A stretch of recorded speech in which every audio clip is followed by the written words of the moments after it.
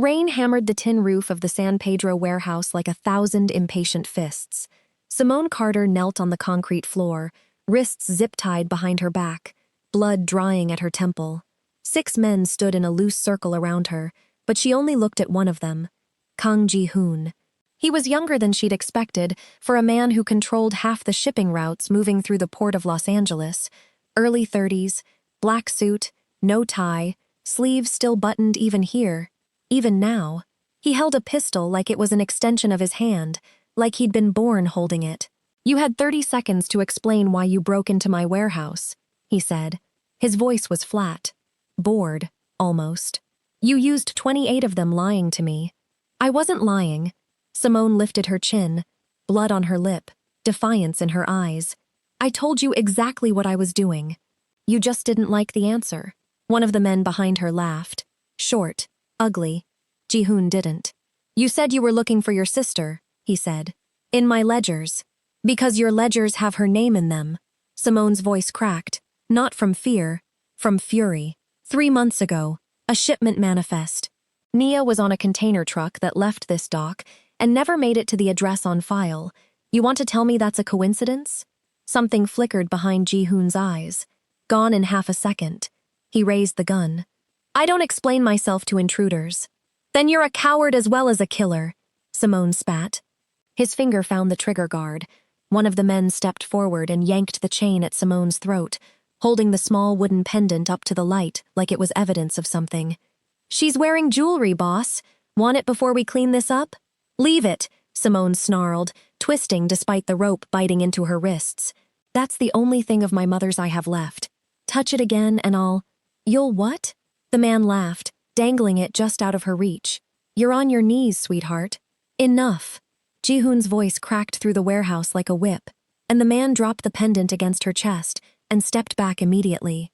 Whatever else he was, his men clearly feared him more than they respected anything else in that room. "I don't have patience for theatrics. Finish this." He raised the gun higher, leveling it at the space between her eyes. This was supposed to be the moment she flinched, begged, cried. Maybe, most people did, at the end. Simone did none of it. She stared straight down the barrel like she was daring him, like dying with her mouth shut was somehow a victory she intended to have. "Any last words?" Ji-hoon asked, almost curious now. "Yeah." Simone's jaw tightened. "Find out what happened to my sister, even after you put me in the ground. You owe me that much." For 1 full second, nobody in that warehouse breathed. Then, the side door creaked open. "Ji-hoon?" Every gun in the room turned toward the sound. An old woman stood in the doorway in a pale blue cardigan, a cane in one hand, house slippers soaked through from the rain outside. Her eyes were clouded white. Cataracts, blindness, unmistakable even from across the room. "Halmoni." Ji-hoon's voice changed entirely. Panic. Real panic. The first genuine emotion he'd shown all night. "You shouldn't be. How did you get past the gate?" "I heard voices."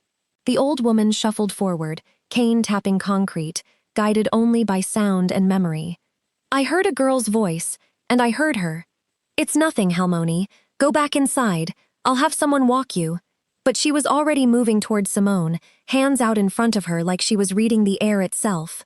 The men parted. Nobody dared stop her. Ji-hoon lowered his gun without seeming to notice he'd done it, his whole body suddenly rigid with something that wasn't rage. The old woman's hands found Simone's face. Fingertips traced her jaw, her cheekbones, the shape of her braids pinned back from the struggle. Simone sat frozen, too stunned by the strangeness of it to pull away. Then the old woman's fingers brushed the small wooden pendant hanging from Simone's neck. Half of a carved locket, worn smooth with age, and her whole body went still. "Coretta's girl," the old woman whispered, tears welling instantly in her clouded eyes. "You have Coretta's girl's pendant. You've come home." Simone blinked. "What? I don't. How do you know that name?" "My granddaughter." The old woman's voice broke entirely now, both hands cupping Simone's face, like she might vanish if she let go. "My granddaughter's shadow sister came home." Ji-hoon's face had gone the color of ash. "Halmoni," he said quietly. "That's not possible. Don't you dare." The old woman didn't even turn her head, but her voice cut through the warehouse like a blade. Don't you dare say one more word, Kang Ji-hoon. Nobody moved. The rain kept falling. And Simone, hands still bound, a gun still somewhere in the room, blood still drying on her temple, felt something far stranger than fear settle into her chest.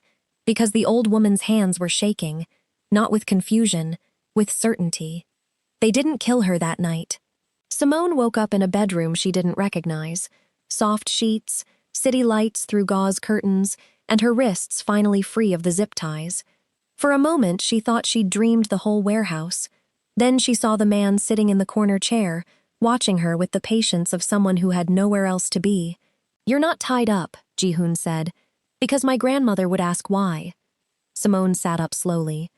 "So I'm alive because an old woman with bad eyes mistook me for someone's ghost." "Careful," his voice was low. "That old woman has a heart condition. Her doctors give her 6 months for, on a good year. 3 days ago she had an episode after a nightmare about my cousin, Sua, who drowned when she was 11 years old. 14 years ago." His jaw tightened. "The doctor said another shock like that could kill her. Any shock, good or bad. So what? I'm supposed to just play along? Pretend to be whoever she thinks I am? You're going to stay in this house," Ji-hoon said, "until I decide what to do with you. While you're here, she believes what she believes. You will not correct her." Simone crossed her arms. "And if I refuse? Then I put you back in that warehouse and finish what I started." He said it without heat, which somehow made it worse. Your choice. She hated that he was right. She hated more that some small, stubborn corner of her wanted to know why a blind old woman had recognized her mother's pendant on sight. Like recognition, not delusion. "Fine," Simone said, "but I want answers. About my sister, about that shipment, about how your grandmother knows my mother's name. You give me nothing. I have no reason to keep pretending for you." Something almost like respect crossed his face. "Almost. You're not in a position to negotiate. Then explain to your grandmother why her granddaughter's shadow sister disappeared again." Simone shot back. "See how that shock treats her heart." His eyes narrowed. For the first time, Simone watched Kang Ji-hoon realize he'd lost an argument. He left without another word and returned 10 minutes later with a small first aid kit, setting it down on the nightstand harder than necessary. "Sit still," he said, when she eyed it warily. "I didn't ask for a nurse. You're bleeding onto my grandmother's guest sheets." He cleaned the cut at her temple with more gentleness than his voice suggested, fingers steady, despite the coldness in his eyes. Simone held still, aware suddenly of how close he was, of the faint scent of rain still clinging to his jacket. "You could have let your men finish it back at the warehouse," she said quietly. "Would have been easier. Easier isn't the same as right." His hand paused against her jaw for half a second too long, before he pulled back, expression shuddering closed again, like he'd said more than he meant to. "Get some sleep. I'll have someone bring you clothes in the morning." He was at the door before she spoke again. "Ji-hoon." He stopped. "Thank you. For not finishing it." He didn't turn around. "Don't thank me yet. I haven't decided anything." But the door clicked shut, softer than it needed to. Halmoni's real name was Kang Ji-hoon, and she ran that house like she still had her sight, moving room to room by memory, humming an old lullaby under her breath, one Simone realized with a chill that her own mother used to hum. At breakfast, Halmoni held both of Simone's hands over the rice and wept quietly for 10 full minutes, saying nothing but, "You're too thin. Someone starved you. Who starved you?"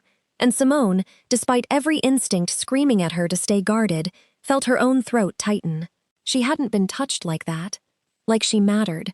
Like her disappearance would have broken someone's heart. In a long time. Not since her sister went missing. Not since her mother died. Ji-hoon watched all of it from the doorway, arms crossed, expression unreadable. "You're good at this," he said afterward, cornering her in the hallway. "I'm not acting," Simone said, and meant it, which unsettled her more than she let on. "Ji-hoon, that lullaby she hums. My mother used to hum the same one to me and my sister when we were kids. She never told us where she learned it." "What was your mother's name?" Ji-hoon asked, quieter now. "Coretta Carter. She worked as a live-in caregiver here in LA for years, before she had us. She passed when I was 19. Simone's voice caught. She never talked much about that job, just that it broke her heart to leave it. Ji-hoon's face went carefully blank. The specific blankness, Simone was starting to learn, of a man hiding something enormous. "Tell me about your sister," he said instead of answering. Simone exhaled. "Mia Carter, 26. She worked freelance.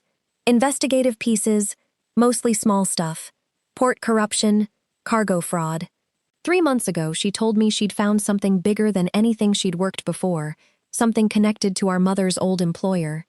2 days later, her phone went dark. A week after that, I found a manifest with an alias I recognized. A truck that left your dock and was reported as a total loss. No driver found, no cargo recovered. And you decided the answer was breaking into my warehouse. I decided the answer was finding out who signed that manifest," Simone snapped. "Which, by the way, wasn't your name." Ji-hoon went very still. "Whose name was it?" Simone watched his face carefully. "Kang Dae-sung." The temperature in the hallway seemed to drop 10 degrees. "My uncle," Ji-hoon said quietly, "has been dead to me for 6 years.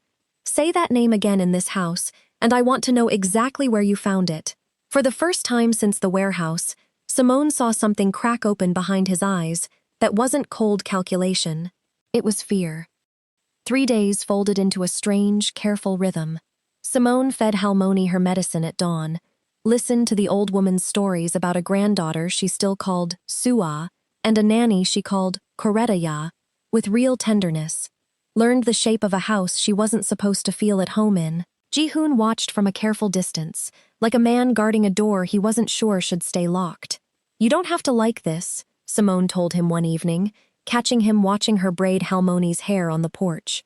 "But you could stop looking at me like I'm a bomb about to go off. You broke into my warehouse with a hidden camera and a photograph of a missing woman," Ji-hoon said. "I have reason to be careful. I have reason to want the truth about my sister," Simone fired back, low enough that Halmoni, dozing now, wouldn't stir. "You're not the only one who's lost someone, Ji-hoon." It was the first time she'd used his name without a title in front of it. He noticed. So did she. Later that night, Simone found him in the kitchen, sleeves rolled to the elbow, badly reheating a pot of Halmoni's leftover soup, like a man who'd never had to feed himself in his life. "You're doing that wrong," she said, leaning in the doorway. "I'm aware." He didn't look up. "Halmoni usually has help for this. Move." She nudged him aside with her hip before she could think better of it, taking the wooden spoon from his hand and turning the heat down. "You'll scorch the bottom if you leave it that high." "You cook?" "I raised a little sister on a journalist's salary. You learn to cook or you learn to go hungry." She stirred, aware of him watching her instead of the pot. "Nia used to say I make the same doenjang jjigae our mother used to, except worse."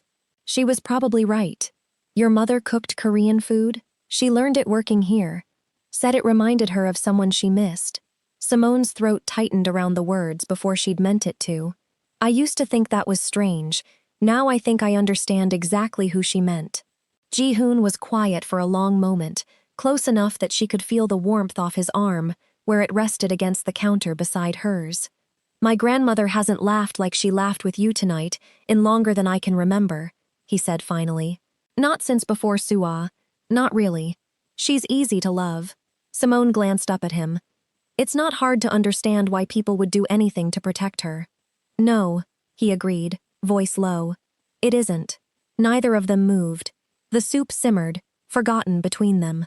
His hand found the counter beside hers, close enough that their fingers nearly touched, and for one suspended second, Simone thought he might close the last of the distance between them. Thought, worse, that she wanted him to. His phone buzzed sharply against the counter, shattering it.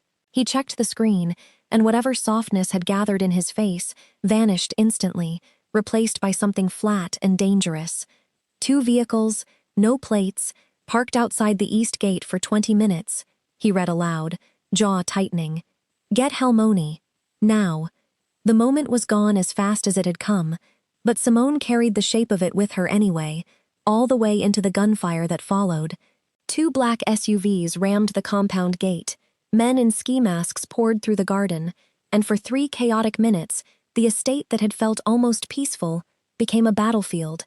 Shattered glass, shouted orders, Ji-hoon's men returning fire from the windows. Simone didn't run.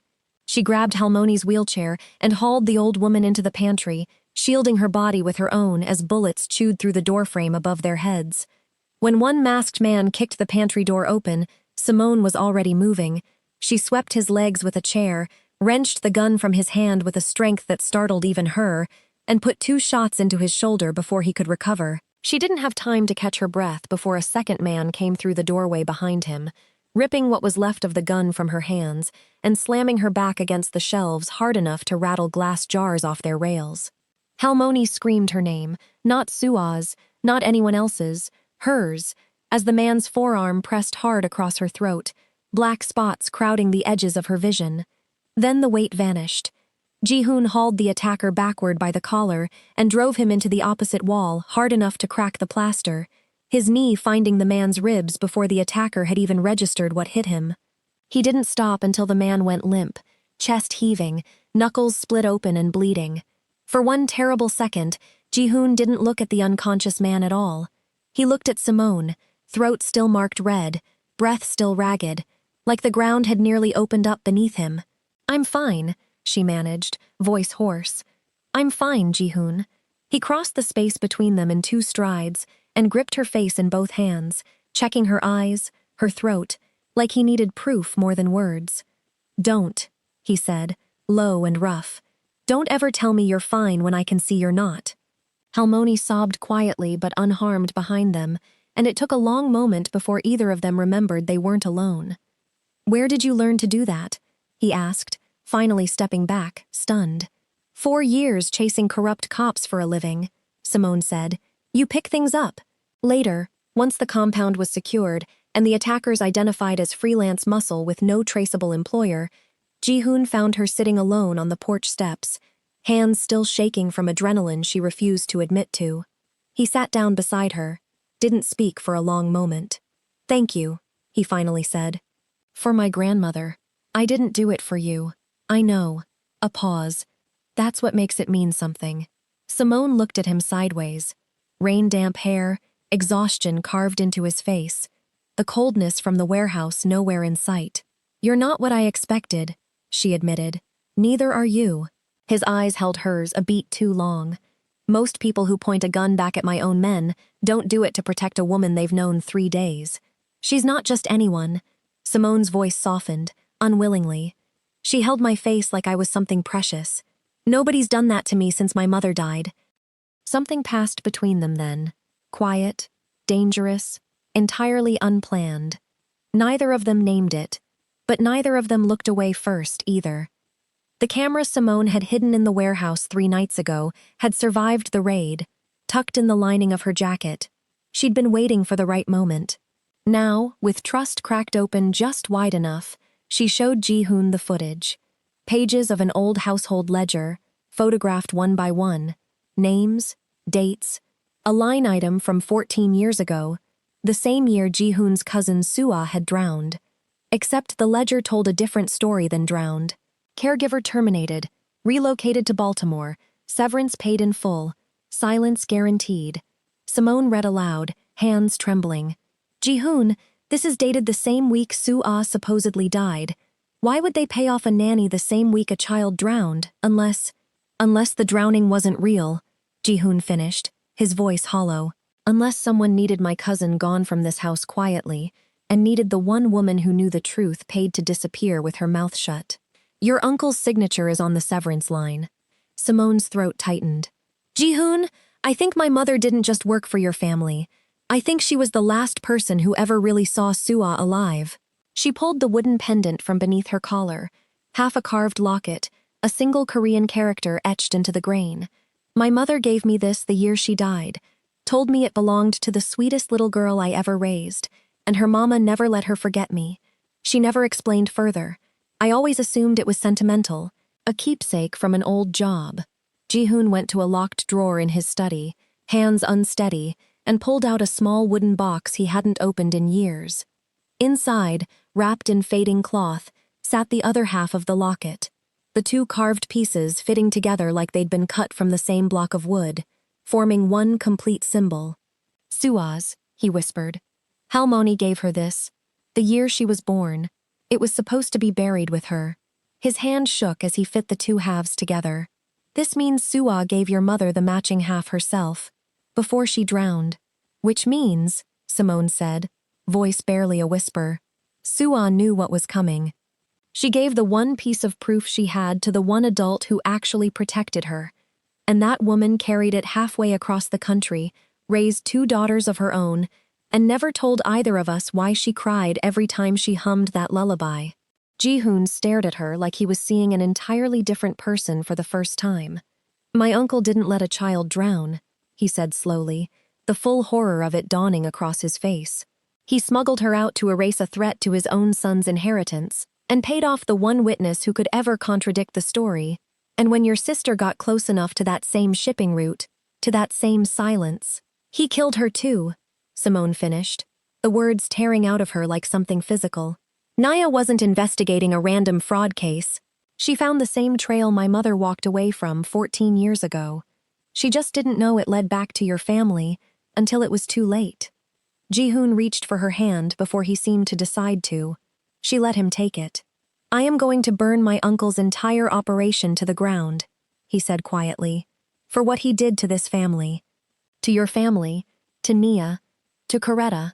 Simone studied him for a long moment. And what about me? She asked quietly. Once this is over, once your family name is clean again, what happens to the reporter's sister who broke into your warehouse? Ji-hoon's grip on her hand tightened. I don't know yet what we are, he admitted, quieter than she'd ever heard him. I only know I stopped being able to imagine finishing this without you somewhere in it. That's not an answer. No, he agreed. It's not, but it's the truest thing I have right now. It wasn't enough, and it was somehow everything.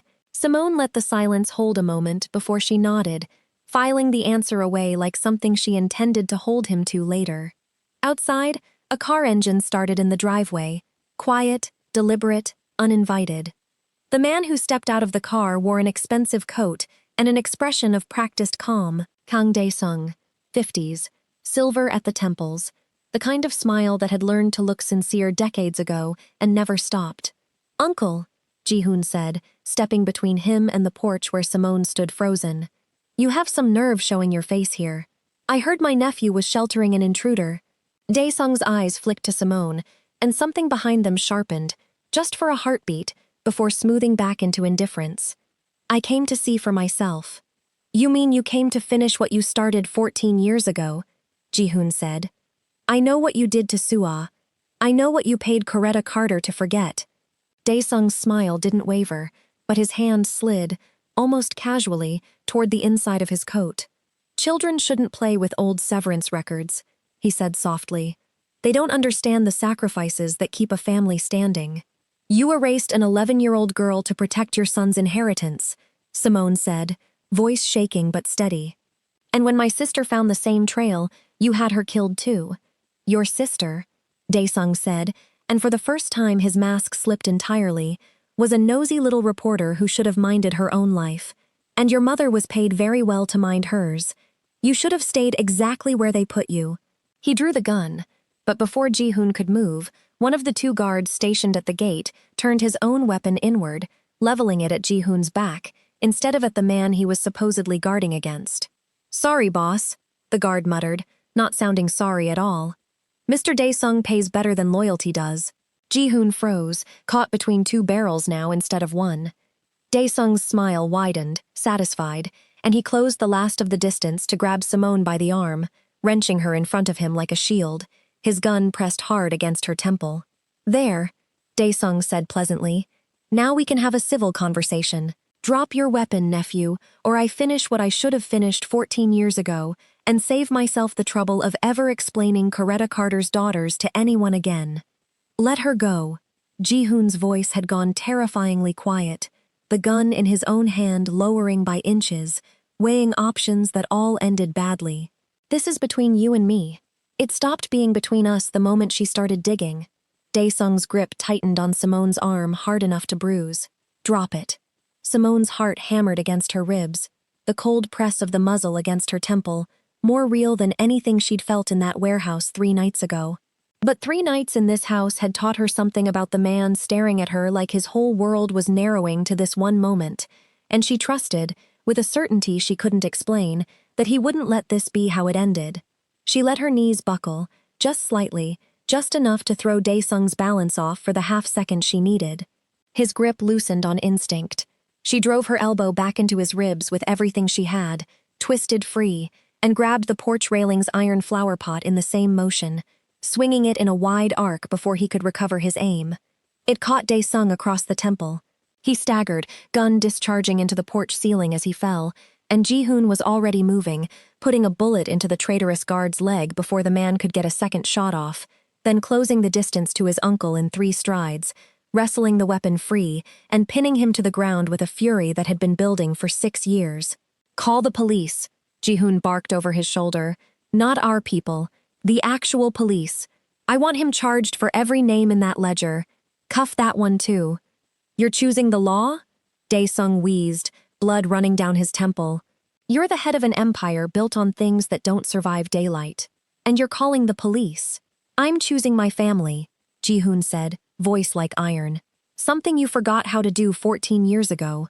Only once his uncle was zip-tied and the mole disarmed did Ji-hoon turn back to Simone, closing the distance between them in 2 strides. His hands found her face, her arms, checking for injury with a desperation he didn't bother hiding anymore. "He didn't break skin," Simone said quietly, covering his hand with hers to still it. "I'm okay. You could have died on my porch." His voice cracked, just slightly, just once. "Because of my family, my blood. I could have died in your warehouse 3 nights ago too," Simone said. "I'm still here. That has to count for something." He didn't answer with words. He pulled her against him instead, one hand cradling the back of her head, holding on like he intended to keep proving to himself that she was solid, breathing, alive. Inside the house, Halmoni had heard the gunshot. She emerged onto the porch on unsteady legs, cane forgotten, guided by nothing but fear and instinct. "Ji-hoon, is that you? Where's Coretta's girl?" "We're here, Halmoni." Simone was at her side in an instant, folding the old woman's shaking hands into her own. "We're both safe." Halmoni's blind eyes turned toward Simone's voice, and something in her expression shifted. Not confusion this time, but a strange, dawning clarity. "You're not Sua," she whispered. Simone's breath caught. "Halmoni, I never once thought you were." The old woman's hand found the wooden pendant resting against Simone's collarbone. "I knew that scent the second you walked into that warehouse. Your mother's perfume oil, the one she wore every single day she rocked my Sua to sleep. I would know it anywhere. I've been waiting 14 years for someone to come back wearing it." Tears slipped down weathered cheeks. "Nobody believed me when I said Coretta's girls would come looking one day. They said I was confused. I was never confused." Sirens wailed in the distance, closing in. "Welcome home," Halmoni said, and pulled Simone into an embrace fierce enough to break something loose in both of them. The trial took 4 months. Kang Dae-sung was convicted on charges that stretched back over a decade: fraud, wrongful concealment of a minor's death, and 2 counts of homicide tied directly to the ledger Simone had photographed in a warehouse she was never supposed to survive walking into. His son quietly renounced all claims to anything bearing the Kang name and left the country before sentencing. Ji-hoon rebuilt what was left of the family's legitimate businesses from the ground up, publicly and loudly cutting every thread that had ever tied them to smuggling routes and buried severance records. It cost him money. It cost him allies. He didn't care. There were nights, in those 4 months, when danger still found its way to their door. A cousin of Dae-sung's who tried to reclaim territory by force. An anonymous threat scrawled across the gate in red paint. A car that idled too long outside Simone's apartment before Ji-hoon's men quietly made it disappear. Simone stopped flinching at gunfire faster than she ever expected to. Ji-hoon stopped pretending he could keep her at arm's length for her own safety. Every attempt only ended with her standing beside him anyway, arms crossed, daring him to try sending her away again. "You're supposed to be the dangerous one," he told her once, only half joking, after she'd talked down an armed associate of his uncle's with nothing but her PI badge and sheer nerve. "I'm starting to wonder which one of us is protecting the other." "Both," Simone said simply. "That's how this works now." He didn't argue with that either. Simone stood beside him at the memorial they held for her sister. A real memorial, finally, with Nia's name spoken aloud and honored instead of buried under a fraud report. Halmoni sat in the front row in her wheelchair, cataracts clouded, but her hand steady on Simone's arm the entire time. The two halves of the wooden locket reunited and strung together on a single cord around Simone's neck.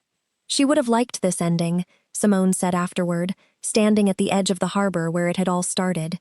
Messy, complicated, earned. She'd have liked you, Ji-hoon said. Stubborn enough to walk into a warehouse full of armed men over a hunch.